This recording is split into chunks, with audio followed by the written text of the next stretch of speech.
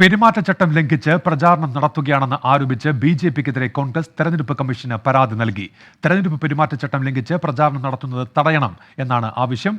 നിതിൻ അംബുജൻ ഡൽഹിയിൽ നിന്ന് ഇപ്പോൾ വിവരങ്ങളുമായി ചേരുന്നുണ്ട്. നിതിൻ, ഈ പരാതിയിൽ എന്തൊക്കെ കാര്യങ്ങൾ ചൂണ്ടിക്കാണിക്കുന്നുണ്ട്? നിതിൻ.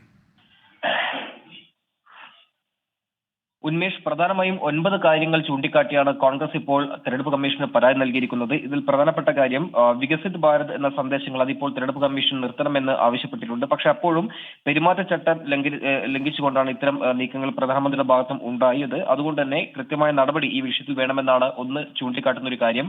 അതോടൊപ്പം പ്രചാരണത്തിൽ സേനാ സംബന്ധമായ വിഷയങ്ങൾ ഉയർത്തുന്നു, കൂടാതെ മതം ഉയർത്തിയുള്ള പ്രചാരണ വീഡിയോകൾ ഇറക്കുന്നു, വ്യാജ വാർത്തകൾ പ്രചരിപ്പിക്കുന്നു, കൂടാതെ പെട്രോൾ പമ്പുകളിലും ട്രെയിനുകളിലും ബസ്സുകളിലടക്കം ഇത്തരത്തിൽ പ്രധാനമന്ത്രി നരേന്ദ്രമോദിയുടെ പരസ്യങ്ങൾ വ്യാപകമായി തന്നെ പ്രദർശിപ്പിക്കുന്നുണ്ട്. ഇതടക്കമുള്ള കാര്യങ്ങളിൽ നടപടി വേണമെന്നാവശ്യപ്പെട്ടാണ് ഇപ്പോൾ കോൺഗ്രസ് പ്രതിനിധികൾ, സൽമാൻ ഖുർഷിദ് അടങ്ങുന്ന കോൺഗ്രസ് പ്രതിനിധികൾ തെരഞ്ഞെടുപ്പ് കമ്മീഷന് പരാതി നൽകിയിരിക്കുന്നത്. കൂടാതെ ശോഭാ കരന്തയുടെ പരാമർശത്തിനെതിരെയും ഇപ്പോൾ തെരഞ്ഞെടുപ്പ് കമ്മീഷന് കോൺഗ്രസ് പരാതി നൽകിയിട്ടുണ്ട്. ശരി നിതിൻ. നിതിൻ അംബുജനാണ് ഡൽഹിയിൽ നിന്ന് വിവരങ്ങൾ നൽകിയത്.